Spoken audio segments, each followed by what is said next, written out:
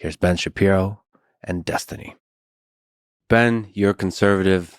Destiny, you're a liberal. Can you each describe what key values underpin your philosophy on politics and maybe life in the context of this left-right political spectrum? You want to go first? Yeah. So I think that we have a huge country full of a lot of people, a lot of individual talents, capabilities. And I think that the goal of government, broadly speaking, should be to try to ensure that everybody's able to achieve as much as possible. So, on a liberal level, that usually means some people might need a little bit of a boost when it comes to things like education.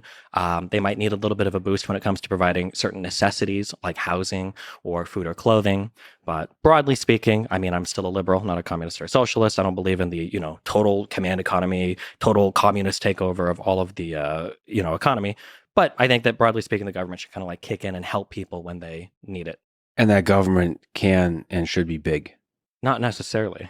I noticed that when liberals talk about government, or especially taxes, it seems like they talk about it for taxes' sake or bigness sake. So people talk about taxes sometimes as like a punishment, like tax the rich.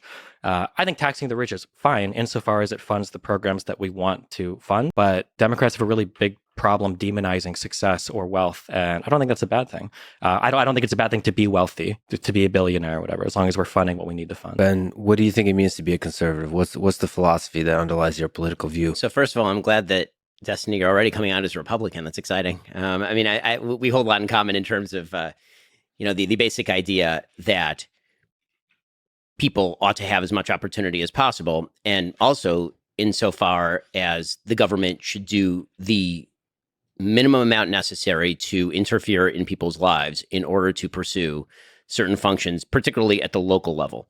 So a lot of governmental discussions on a pragmatic level end up being discussions about where government ought to be involved, but also at what level government ought to be involved. And I have an incredibly subsidiary view of government. I think that, local governments, because you have higher levels of homogeneity and consent, are capable of doing more things. And as you abstract up the chain, it becomes more and more impractical and more divisive to do more things. In my view, government is basically there to preserve certain key liberties.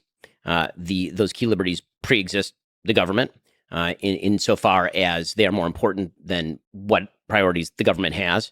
The job of government is to maintain, for example, national defense,